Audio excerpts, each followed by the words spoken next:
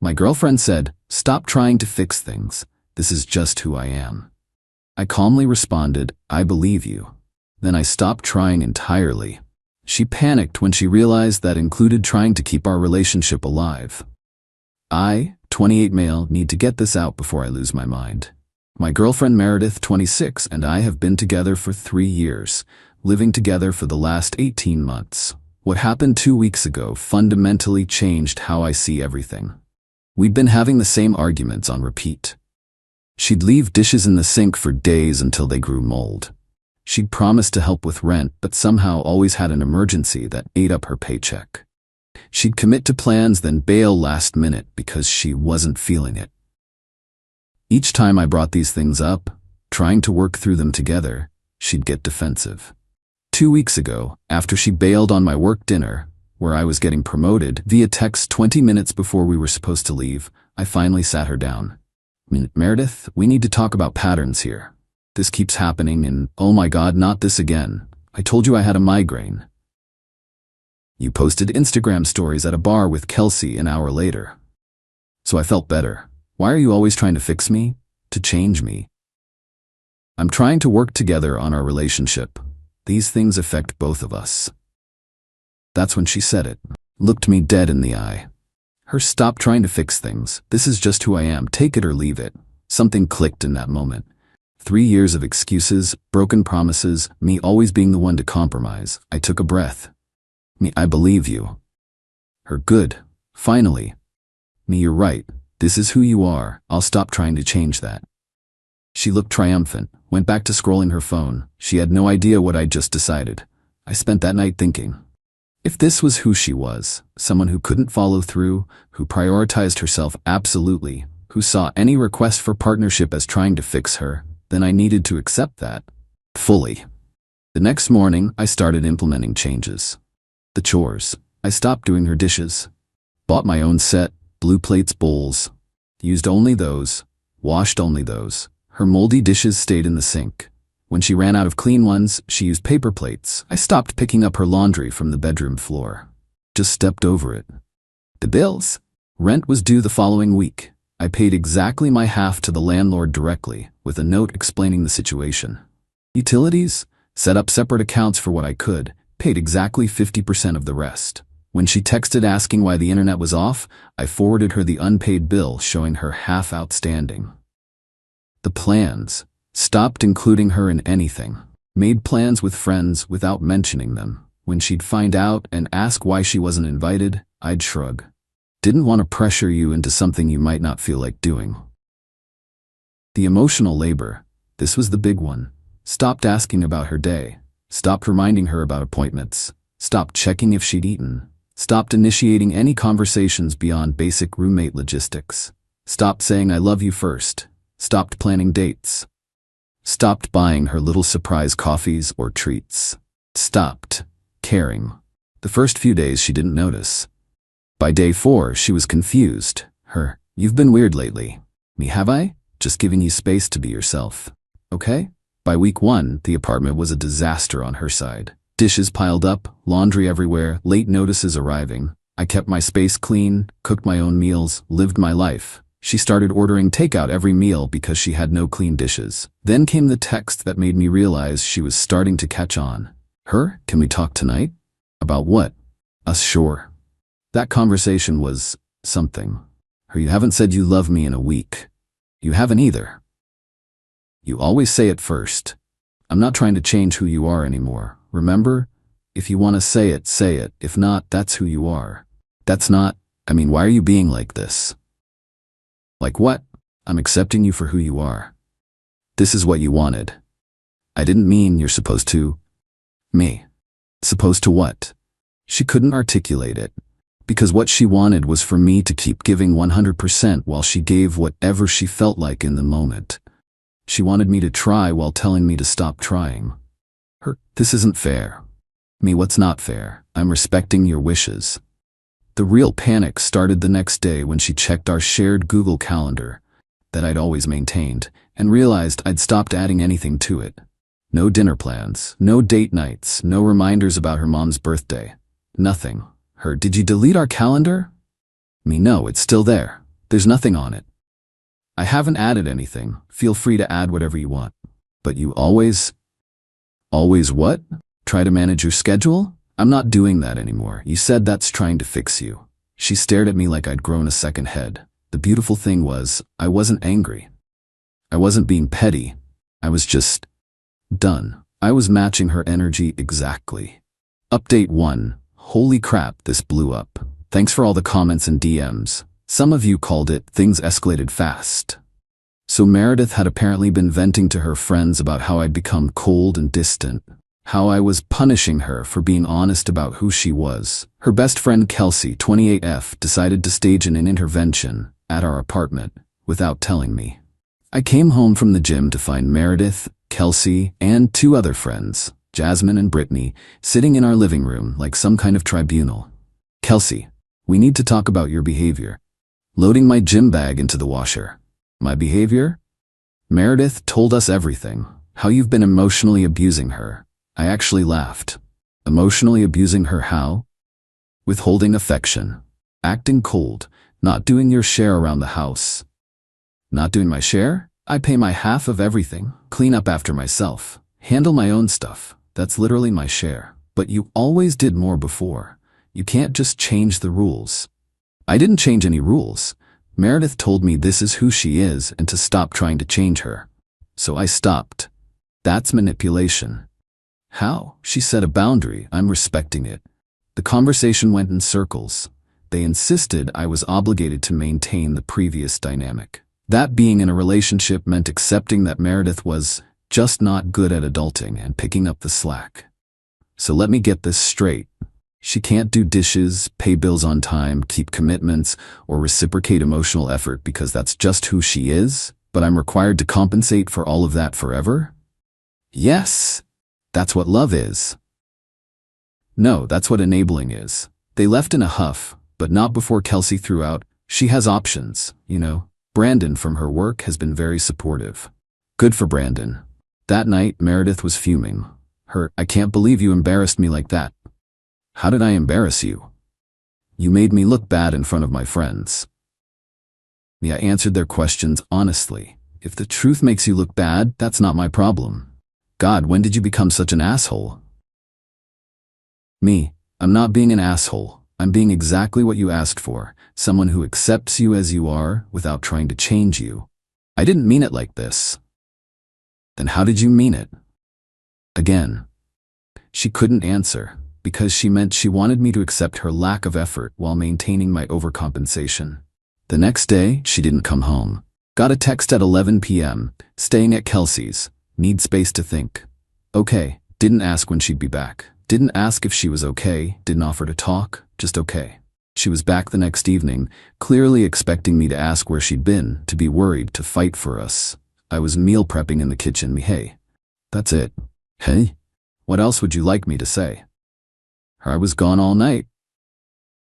You said you needed space. I gave it to you. You didn't even care where I was. You're an adult. You told me where you were. What's there to care about? She started crying then.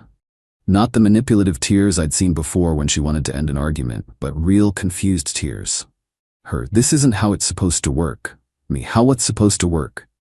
For us, you're supposed to fight for me. Fight for what? You told me who you are. I accepted it. Now I'm living accordingly. But I love you.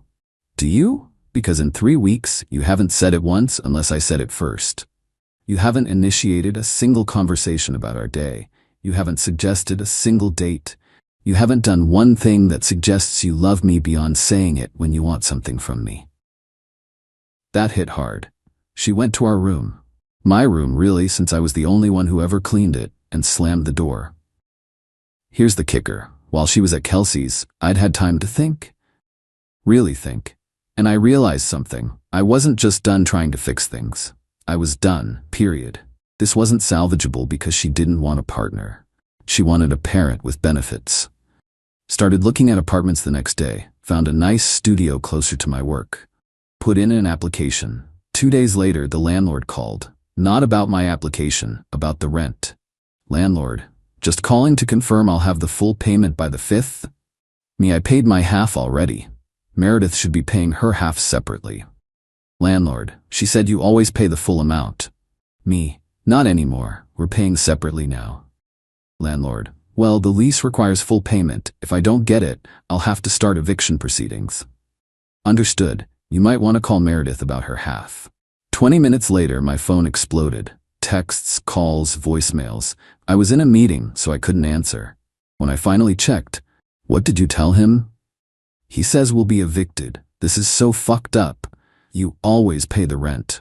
I don't have it right now. Please just pay it and I'll pay you back. Answer your phone. This is abusive. You're trying to make me homeless. I texted back once. You have 3 days to figure it out. Maybe ask Brandon from work since he's so supportive. Then I muted the conversation. That evening, she was waiting by the door when I got home. Full panic mode. Her, you have to pay the rent. Me, no, I have to pay my half, which I did. Her, I don't have $750. Sounds like a you problem. Her, where am I supposed to get it? From your job? From your savings? From your parents? From Brandon? I don't know, Meredith. You're an adult. My parents will kill me if they know I can't pay rent. Then I guess you better figure it out. How can you be so cruel? Me.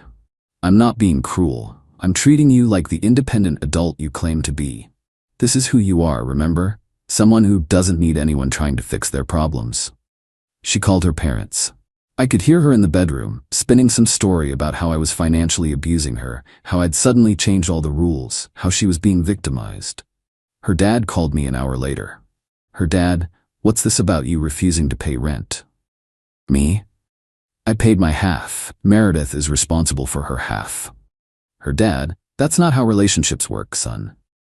With all due respect, your daughter told me to stop trying to change her and accept who she is. She's someone who struggles with financial responsibility. I've accepted that and adjusted accordingly. So you're going to let her be evicted? I'm going to let her experience the consequences of her choices. She's had 3 years of me covering for her. She told me to stop trying to fix things. This is what that looks like. He hung up on me.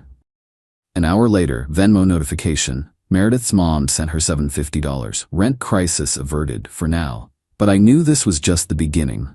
She'd shown me who she was, I'd believed her, and now she was mad about it. My apartment application got approved that night.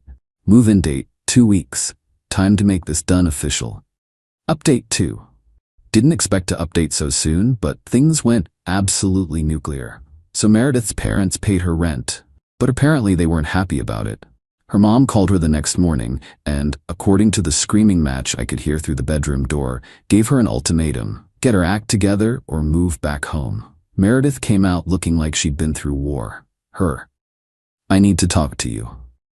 Making breakfast. Okay. Her. My parents are threatening to cut me off. That sucks. That's all you have to say? What would you like me to say? I don't know, maybe care? Maybe help me figure this out? You told me to stop trying to fix things. This sounds like you wanting me to fix things. She literally screamed in frustration and stormed back to the bedroom. I ate my eggs in peace. That afternoon, while I was at work, she apparently decided to take matters into her own hands. I got a text from my landlord. Your girlfriend just came by asking to be removed from the lease.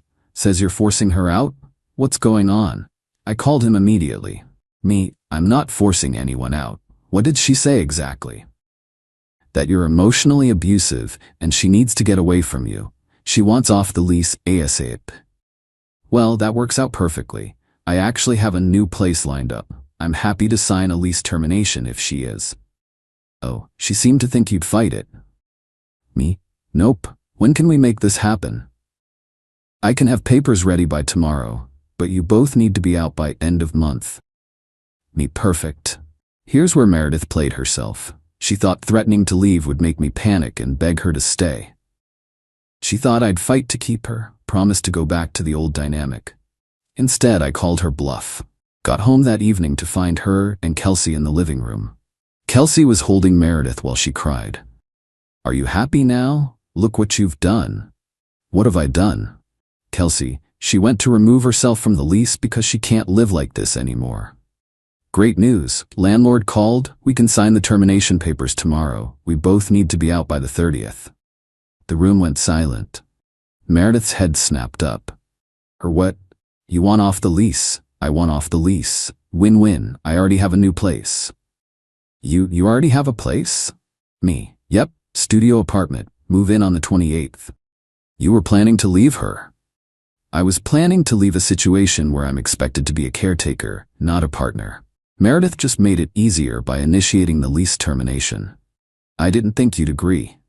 Why wouldn't I? You're unhappy. I'm unhappy. This solves both our problems. Her, where am I supposed to go? Kelsey's? Your parents? Brandon's? That's for you to figure out. You're really gonna make her homeless? I'm not making anyone anything. She's an adult who made a choice. Choices have consequences. Then came the bargaining. Wait, we can work this out. I'll try harder. I'll do the dishes. Stop. This is who you are, remember? I'm not asking you to change. I'm just choosing not to live with it anymore. But I love you. You love what I do for you. There's a difference. That must have struck a nerve because she went from sad to angry real quick. Hey. Fine, you want to throw away 3 years? Fine, but don't come crawling back when you realize what you've lost. Me, noted. The next 24 hours were a shit show. She went on social media telling everyone I was kicking her out, that I was abusive, that I was abandoning her. The messages started rolling in. How could you do this to her? She loves you, bro. Work it out. You're really showing your true colors. She deserves better. I didn't respond to any of them. But I did make one post. For everyone concerned about the situation, Meredith requested to be removed from our lease. I agreed. We're both adults making adult choices. That's all there is to it. Then she tried a new tactic. Suddenly, she was the perfect girlfriend. Cooked dinner. Burned spaghetti, but hey, she tried. Did all the dishes. Cleaned the bathroom. Wore the lingerie I bought her 2 years ago that still had tags on it. Snuggling up to me on the couch. See? I can be better. We don't have to do this. Meredith, you're not being yourself. You're performing what you think I want. Isn't that what you wanted? For me to try? No, I wanted a partner who naturally reciprocated effort. You're showing me this isn't natural for you. It's forced. How long could you keep this up? A week? A month? Before you resent me for making you do it? She deflated, because we both knew the answer. Her, so that's it? You're really done? Me, I've been done since the night you told me to stop trying. I just needed you to see it too. The next morning we signed the lease termination papers. The landlord, cool guy that he is, pulled me aside after. Landlord. For what it's worth, I get it. Had a tenant like her before. Always excuses, always someone else's fault. You're doing the right thing. When we got back to the apartment, reality hit her. She had 2 weeks to find a place to live, and apparently her options were limited. Her parents demanded she move back home and get her life together, which meant moving back to her small hometown 3 hours away. Kelsey? Apparently her roommate said absolutely not. Meredith had crashed there before and left the place a mess. Brandon from work? Yeah, about that. Turns out he has a girlfriend who wasn't thrilled about Meredith's sudden interest in couch surfing. Her other friends? Funny how quick they were to offer emotional support but not actual help. She spent the next 3 days frantically apartment hunting, but with her credit score, which I now know is in the 500s, and no savings for a deposit? Not happening. Her, please, just let me stay here for another month. I'll sleep on the couch. I'll find a place, I promise. Me, no, you have your parents as an option. Take it. Her, I can't move back there. My life is here. Then you should have thought about that before treating your life here like someone else's responsibility. Final update. Moving day came faster than expected. I'd slowly been packing my stuff, and it was revealing just how much of our apartment was actually mine. The TV, the couch, the dining table, the kitchen appliances, the bedroom furniture, all stuff I'd bought before or during our relationship. She'd contributed some throw pillows and wall art. The night before move-out, she made one last desperate play. Showed up at my bedroom door in lingerie again. Her, one last night for old time's sake? Me, no. Her, seriously? You won't even. Me, Meredith, you're trying to use sex as currency. That's just reinforcing why this needs to end. She broke down then. Not manipulative tears, but genuine sobbing. Her, I don't know how to be different. This is all I know. I know, and that's not your fault. but it's not my responsibility to fix either. What am I supposed to do? Me? Figure it out, like adults do. Maybe moving back home will give you time to work on yourself. You know what? Screw you. You never loved me. You loved feeling superior. You loved being needed. Maybe there's some truth to that, which is another reason this needs to end. We're not good for each other. She spent that last night at Kelsey's. I finished packing in peace. Moving day was anticlimactic. The movers came at 8 a.m., had everything loaded by 10. Meredith showed up at 9:30 with her dad and a U-Haul. She wouldn't look at me. Her dad shot me dirty looks but didn't say anything. The apartment looked so empty with all my stuff gone. Her things barely filled a corner.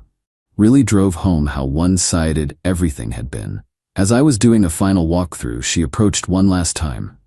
Her, I hope you're happy. I hope we both find happiness. Her, don't act noble. You destroyed us. Me, no Meredith, you told me who you were. I believed you. We destroyed us together. I handed my keys to the landlord and left, didn't look back. The aftermath was interesting. Got a few more angry texts from her friends. Kelsey sent a particularly nasty one about how I'd ruined Meredith's life. I finally responded. Meredith is 26 years old. She chose to not do chores, not pay bills on time, not hold a steady job, not save money, not maintain her credit, not reciprocate emotional effort, and to tell me this was who she was and to stop trying to change it. I accepted her choice. The consequences of those choices are not me ruining her life. They're her life catching up to her. Blocked them all after that. From what I heard through mutual acquaintances, she did move back with her parents, got a job at her mom's office, posts vague quotes about narcissistic exes on social media. Still tells people I financially abused her. Me? I'm good. My studio is small, but it's mine. It stays clean because I clean it. The bills are paid because I pay them. The fridge has food because I shop for it. There's no drama, no excuses, no constantly feeling like a parent to an adult child. Started therapy to work on why I stayed so long. Turns out I did have a bit of a savior complex. Needed to be needed. Working on that. The best part? The peace. My God, the peace. I didn't realize how exhausting it was constantly compensating for someone else's refusal to adult. How much mental energy I spent reminding, planning, fixing, covering. Had coffee with a coworker last week. She paid for her own without making it weird. Showed up on time, contributed to the conversation equally. It was normal. And normal felt revolutionary. Looking back, Meredith did me a favor with that fight. This is just who I am. 8 words that set me free. Because she was right. That was who she was. Someone who saw partnership as optional, effort as criticism, and accountability as abuse. And me? I'm someone who believes people when they tell me who they are. Thanks for following this journey, Reddit. For those asking, no, I don't regret it. No, I don't miss her. And no, I wouldn't take her back if she changed. Because she was right about one thing. You can't fix people. They have to want to fix themselves. And that's perfectly fine. Just don't expect others to break themselves compensating for what you won't do.